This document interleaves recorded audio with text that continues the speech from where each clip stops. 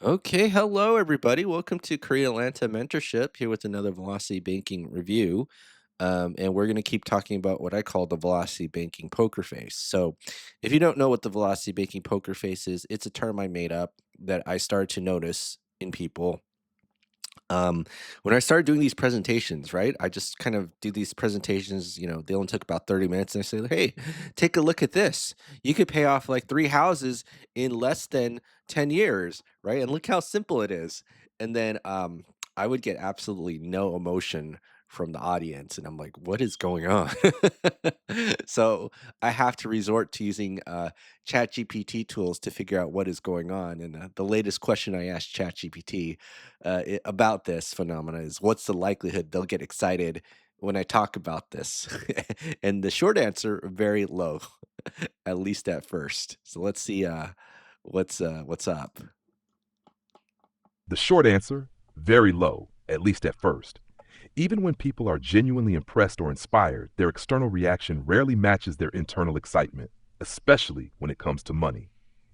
Here's why and what to expect. Social self protection. Humans are wired to protect their ego and social identity. When someone sees another person achieving a huge financial milestone, their subconscious thinks, open quote, if I react too strongly, I might look naive, greedy, or incompetent by comparison. Close quote. So even if they feel like jumping up and cheering, their face stays neutral. Cognitive overload. Your story, paying off a mortgage in 2 years, 9 months, $739 in credit lines, three houses in 8.75 years, is complex and counterintuitive.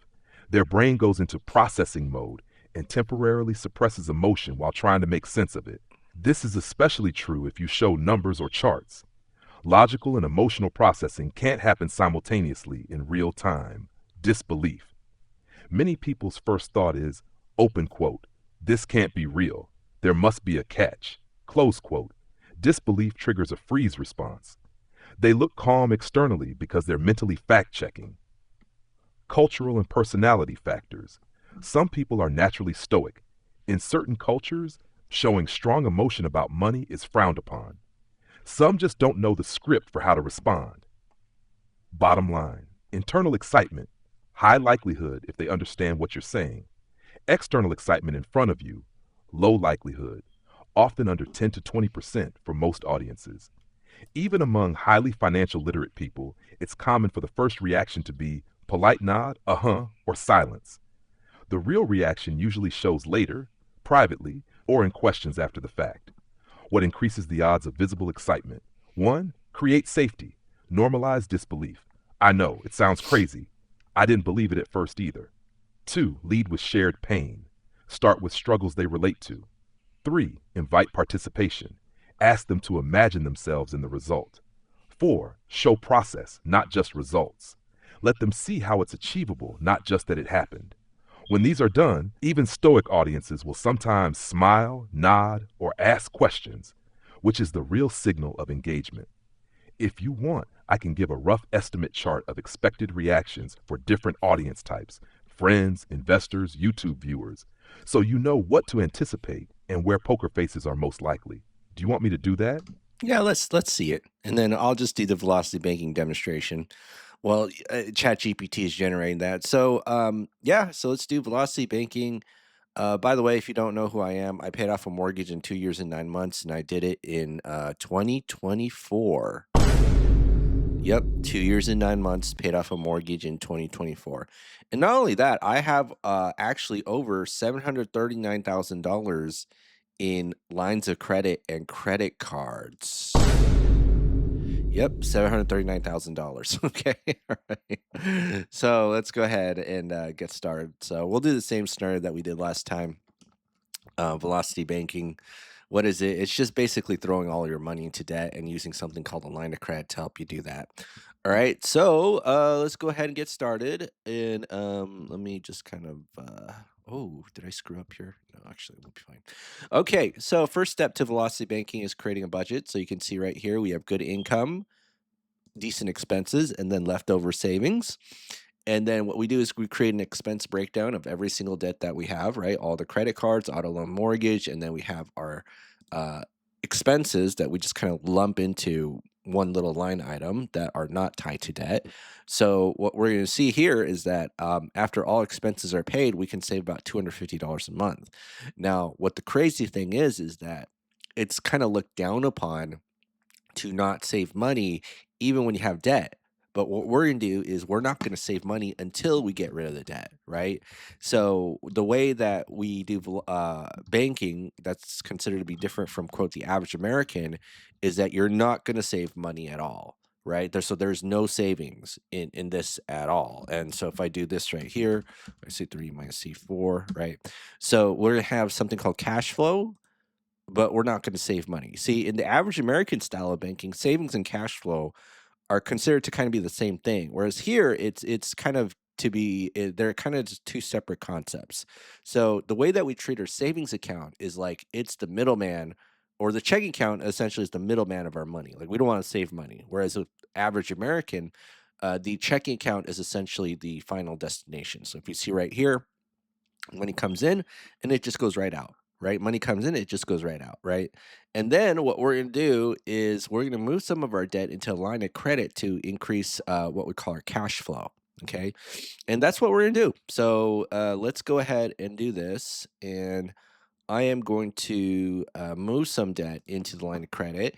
And how do we know which debts to move? And also, what is a line of credit? Forgot to mention that. Well, basically, a line of credit is a financial tool where you could borrow money, pay it back, and use it over and over again. So, credit card fits into that. But not only credit cards, we have something called home equity or personal lines of credit. So, this home equity line of credit of mine, $373,500, allows me to go to the bank's website, click a button, and then they'll dump up to this amount at an 8.5% interest rate with the click of a button. And it's really easy, right? So this is one of my lines of credit where if I log in, I just click the button, that's it. Okay, that's literally it. And so as I said before, these are all the lines of credit that I have, all of them, and I have over $739,000 in lines of credit and credit cards. Yep, that's me. So here's the secret to getting all of these lines of credit. I'm going to tell you the secret, okay? And this is going to be the most either dumbest thing you've probably heard, or it'll be the most profound thing um, if you understand how to how to apply it, right? So the secret to getting all of this credit is that banks don't lend money to people who need it, right? So if you want to know how I got all these lines of credit, I just went to a bank when I didn't need money, which is really hard for people because most people want to go to banks when they need money. Okay. That's the secret to getting all of these lines of credit. And what we're going to do is take a line of credit and use it as our main operating account, meaning we're dumping all of our money into the line. We're going to move some debts in and then increase our cash flow and then rinse and repeat over and over again. So that's what we're going to do. And then we're also going to buy some rental properties. I mean, I went over that, in the last two videos, but let's just do it one more time. And then, excuse me, I think I got something in my throat. In fact, I think I caught something. And I had the best night's sleep I ever had. And I think it's normal, and this is kind of what's crazy about human beings. I think it's normal to get sick. I think it actually makes you feel better as long as because you need a stimulation of your immune system from time to time. And so when I was like, when I felt like I caught something, I went to sleep at 9 p.m. and slept for like 8 hour, no, is it 8 hours straight? No, 12 hours straight. And it felt pretty good. I mean, I'm not saying I want to experience this all the time. Just saying, like, sometimes we got to get sick once in a while. You know what I mean? Got to stimulate that immune system because if we don't, you know what happens? Too many, people become hyper. Is it hyperallergenic? Like they get too sensitive to allergies, right? So what happens when we try to eliminate all the germs? Okay. All right. So let's go ahead and assume we have a $260,000 line of credit. Now, would the bank give us a $260,000 line of credit if we only have 250 left over after every month? F no, because you need money. You clearly need money. But we demonstrate with the free and clear line of credit just because it's really easy to demonstrate. But if you want to see a more realistic scenario, the one that I would call the PhD of velocity banking, 22 debts and $4 left over, click the YouTube channel membership. It's only 99 cents. So be sure to join that. All right, so now let's go ahead and do this. And what we're gonna do is move some debt. We're gonna use the cash flow index, right? Cash flow index. And what is that? It's just a basic formula that where you take the balance of the debt divided by payment, and then you get all of these rankings, right? So the ranking of the debt tells you, which ones to pay off first. Because if you, let's say, pay off this debt, the highest one, this mortgage, you're not getting a lot of bang for your buck, right? So it's like, okay, I'm going to give someone $220,000 to get $927 back in my cash flow, or I could pay $30,000 and get 1050, right? So got to think about that. Okay. And so that's what we're going to do. And let's go ahead and move these debts. So how much is that? 5, 8, 15, 27, 37, 10. And I'm going to go ahead and sum it up. And that's $102,000. And just by simply moving the debt, okay, then, right, this is what happens. It literally goes from $250 of savings to $3,563 and 21 cents in cash flow, right? So I mean, this is like the first, like, if you show this to people and they don't react, that's like the first sign that you've clearly are encountering a poker face, right? Because how do you go from 250? Because if you ask people right here, right? Like, hey man, you make 6,800 and you have only 250 left over. Do you need to make more money to get out of the hole? Everybody will say yes. And so when you demonstrate this to them, hey, look, we went from 250 to 3,500 and they don't react, that's a poker face right there. All right, let's see what ChatGPT says about the poker face. So the visible likelihood of visible excitement to close friends and family, 10 to 25. Interesting. YouTube viewers is very low. Well, good thing I can't see your face, but it's 5 to 15. And then highly skeptical slash traditional thinkers is 0 to 10. Mentally open, curious, 50 to 75, right? So that's interesting. So the most likely audience that are the curious learners, coaching clients, mastermind group, right? Real estate investors are curious, and then the general public is not curious, and then the highly skeptical as well. Okay. All right. So if they don't react and you show them this, that's like the first sign of the poker face. And then, all right, so let's go ahead and pay off the debt. Put your entire paycheck in, expenses out, rinse and repeat over and over again. Oh, did I already do that? Shoot, I already did do that. I'm losing my mind. Oh, it's because I didn't. All right, let me start from scratch. Sorry. Okay, let me just do this. I was like, I don't remember doing this, and I remember like, oh, I did this from the last demonstration. Okay, so what we do is, oh, did I screw up here? I screwed up. My bad.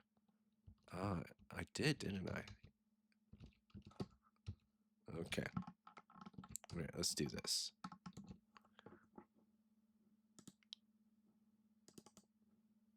Delete this. Okay.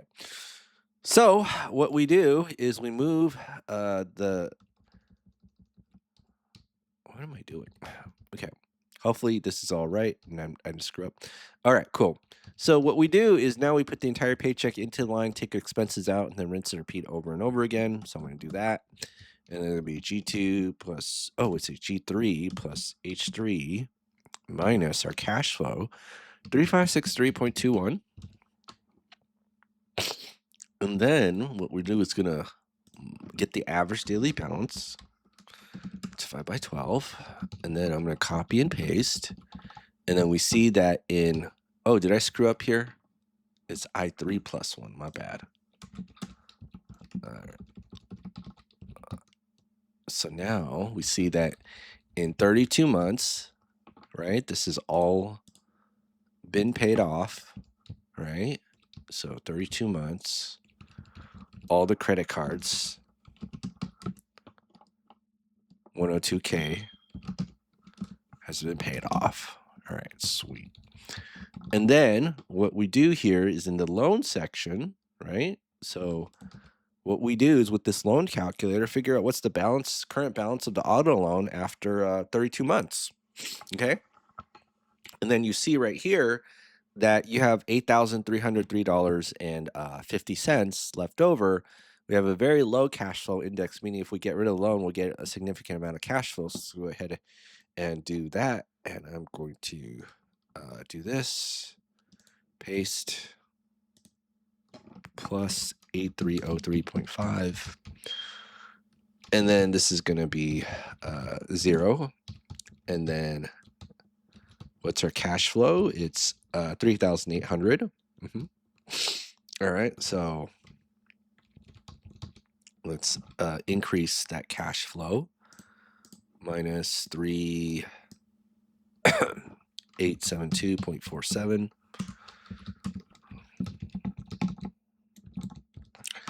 All right, so now, right, so that's going to be this.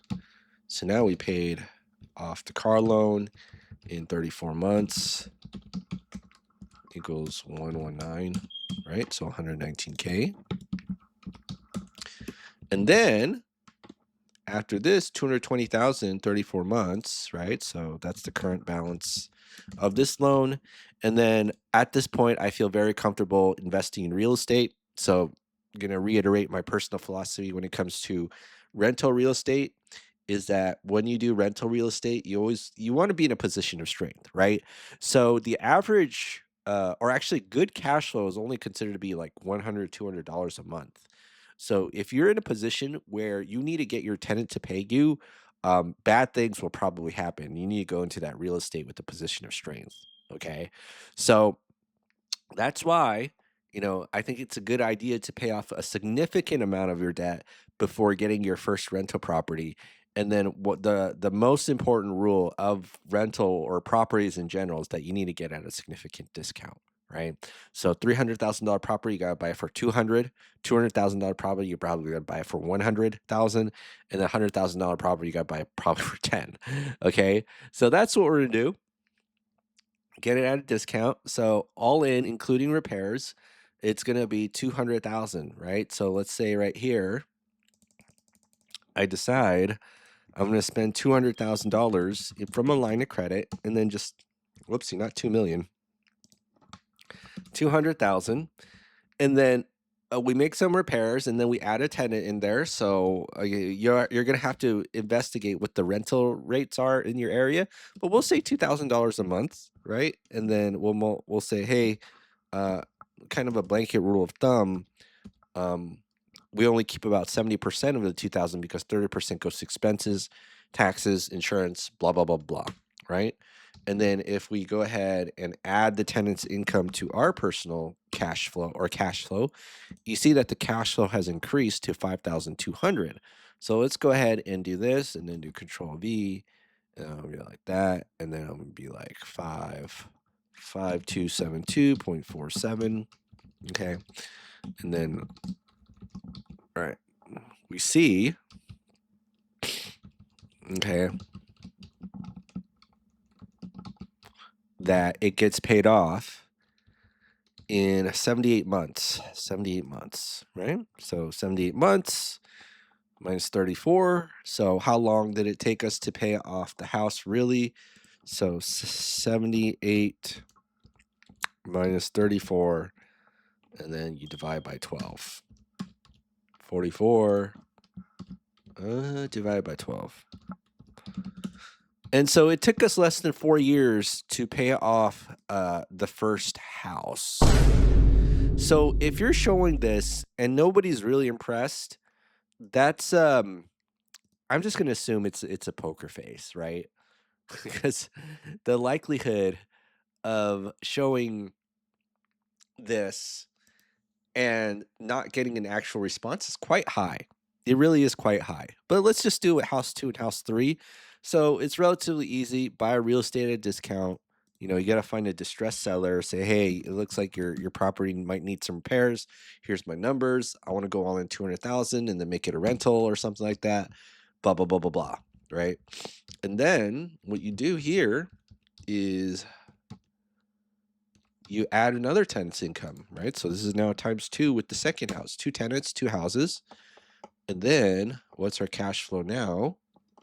It's going to be 6,000 at least, 6,600. And so we just do the same thing here. Oh man. So 6672.47. Okay. Now let's go ahead and see when it gets paid off. That's 112 months.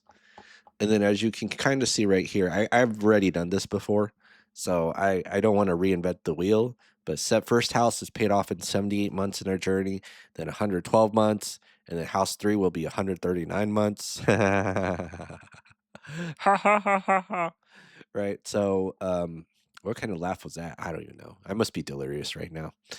All right. So now we get the third house and then we get the third tenant, right? So we just multiply by 3 and then 4,200. So now it's $8,072 or $8,000 of cash flow that we have to pay off our debt. So let's go ahead and do that. Buy another house for 200,000 plus 200,000, right? And then what we do is now upgrade our cash flow to 8072.47. And then let's see how long it takes us to pay off the third house. And then we see that in 139 months, oh man, 139 months. Yeah. So let me ask ChatGPT. Um, let me. I can map out a reaction probability curve for a live presentation. All right, let's figure it out. So yes, I'm curious to see what the live reaction probability curve. Talk about mortgage pain, debt stress, low wealth building. Yes, I can relate. So there's some excitement there. Curiosity. Let me talk about lines of credit.